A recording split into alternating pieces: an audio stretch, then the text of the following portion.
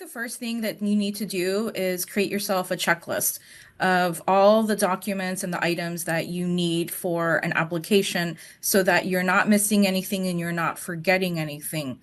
And then start to clearly define your goals to begin writing your personal statement. And you can save, updating your resume and, fine tuning different things. You can save that for the very end when you have all your documents. But writing that personal statement and having clear goals and objectives of how you're tying in why you want to go to a particular school, what you have to offer, what that school can offer, and how you can enhance your legal education and your expertise should be a very good, solid personal statement.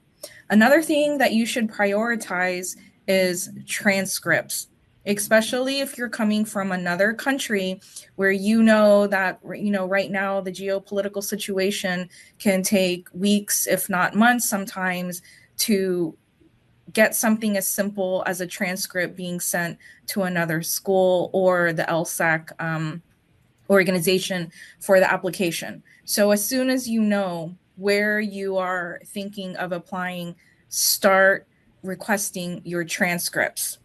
Another thing to prioritize, recommendation letters.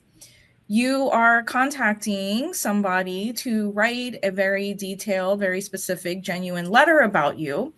Sometimes you might have been out of school for a very, very long time, and you are seeking maybe a professor or a colleague or a supervisor, and you need to give them a much time as possible to craft a very genuine, sincere, very detailed letter, speaking not only of your past education experience, but also your current work experience. So we want to give recommenders enough of time. So prioritizing a statement of intent and your recommendations should be top priorities, and fine-tuning, updating your resume can be done later. But I think it's very handy to have a checklist of all the documents so you're not forgetting anything when you're applying. Wonderful. Chris, anything to add? I love it, especially when it comes to references. That's the big thing. Take the time, build that time into the process. Very important. Excellent. Liz? Just to keep in mind deadlines. Deadlines are so important.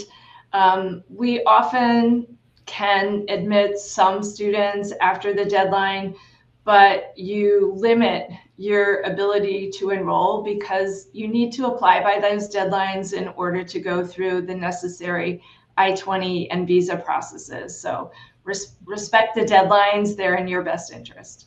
Wonderful.